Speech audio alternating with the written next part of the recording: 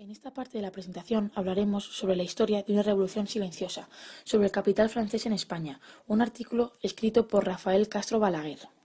El mundo vivió desde mediados del siglo XIX la primera globalización de su economía y sucesivamente conoció una revolución de los transportes, liderada por el vapor. Por otro lado, tenemos el caso del capital, cuya movilidad a nivel mundial se vio facilitada por la mejora de transportes y comunicaciones, y los riesgos de la inversión internacional se fueron minimizando, por lo que no tardarían en aparecer las primeras empresas multinacionales. Las empresas, a la hora de invertir en el exterior, se encontraban con una serie de dificultades. La inversión internacional se originó en los países ricos. En cuanto a Francia, siempre tuvo preferencia por el continente europeo. Además, poseían el capital, la tecnología y la capacidad de organización necesaria para implantarse con éxito en la España de la época. También se veía favorecida por la cercanía, por lo que todo ello disminuye los riesgos. Además, debemos sumar una legislación favorable que animó a la construcción del ferrocarril. Tras la Revolución Francesa, la construcción de una nueva sociedad pasaba por la industrialización, cuya base eran los empresarios y banqueros, y el medio para la transmisión de la industrialización fue el ferrocarril, pretendiendo unir África, Europa y Asia.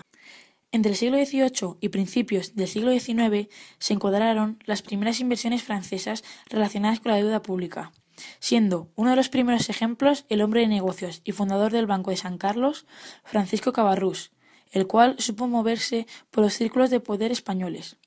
En segundo lugar, fueron los negocios de los comisionistas de tabacos, los cuales tenían tratos a diario con Hacienda.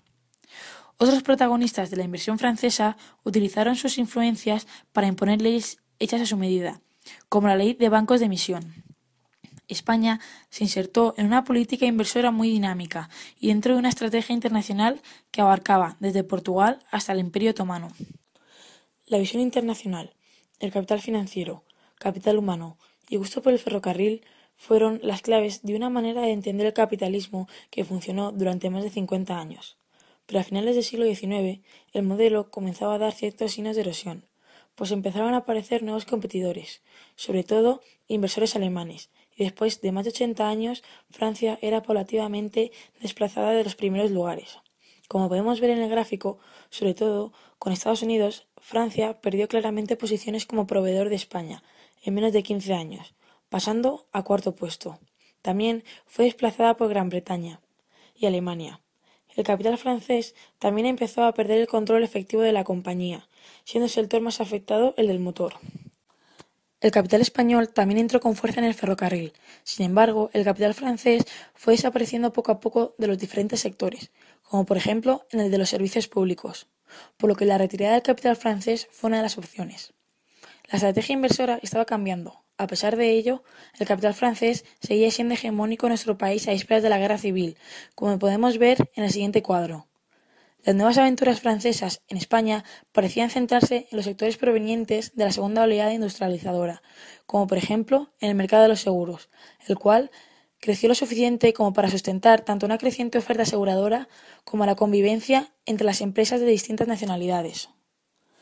En la España de entreguerras no faltaron los intentos franceses por hacerse un nuevo hueco en el mercado, con una nueva organización productiva de las inversiones.